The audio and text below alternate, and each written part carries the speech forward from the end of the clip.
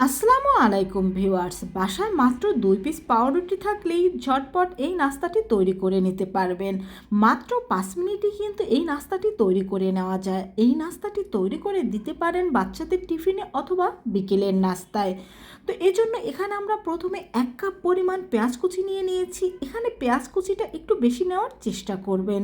দিয়ে দিচ্ছি কিছু কাঁচামরিচ কুচি আর দিয়ে দিচ্ছি ধনিয়া পাতা, দিয়ে দিচ্ছি চিলি ফ্লেক্স। এখানে ঝালটা আপনাদের পছন্দ মতো আপনারা ব্যবহার করবেন।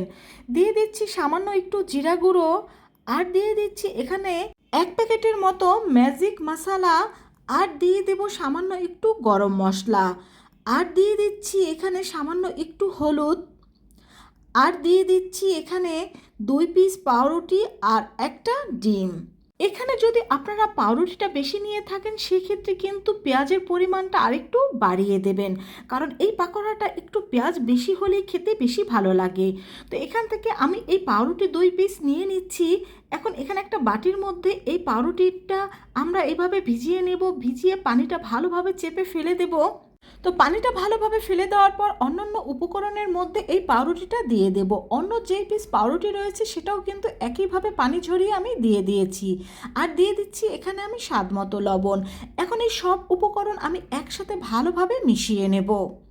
বন্ধুরা, এই নাস্তাটা কিন্তু খুব সহজেই ঝটপট তৈরি করে নেওয়া যায় কোনো রকম ঝামেলা ছাড়াই।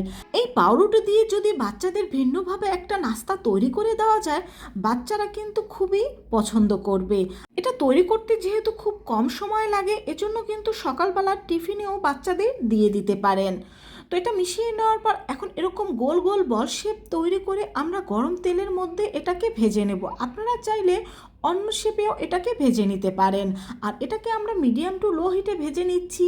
আর এই নাস্তাটা কিন্তু অনেক মুচমুচে হয়ে থাকে, তবে কয়েক ঘন্টা পার হয়ে যাওয়ার পর কিন্তু এটা এতটা বেশি মুচমুচে থাকে না। তো এটাকে এখন আমরা উল্টে দিচ্ছি, আর এটাকে আমরা উল্টে পাল্টে গোল্ডেন ব্রাউন করে ভেজে নেব। তো বন্ধুরা, দেখতেই পেলে কত সাধারণ উপকরণ দিয়ে এই নাস্তাটি তৈরি করে নেওয়া যায়। অনেক সময় দেখা যায় আমাদের বাসায় পাউরুটি নিয়ে আসলে কয়েক পিস থেকে যায়, বাচ্চারা খায় না বা কেউ খেতে চায় না, তখন কিন্তু তোমরা এইভাবে ভিন্ন ধরনের এই নাস্তাটা তৈরি করে নিতে পারো।